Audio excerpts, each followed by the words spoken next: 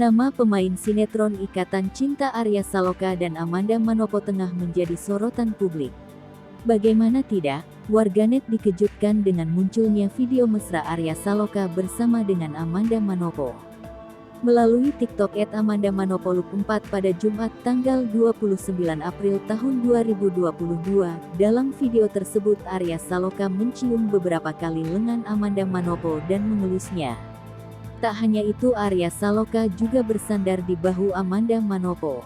Alih-alih merasa risih dengan tindakan Arya Saloka, Amanda Manopo malah tersenyum sembari mengabadikan momen tersebut.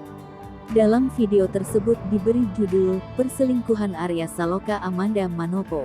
Lanjut, rupanya video tersebut bukan hanya tersebar di TikTok saja. Video tersebut juga tersebar di berbagai platform media sosial, seperti Twitter dan Instagram.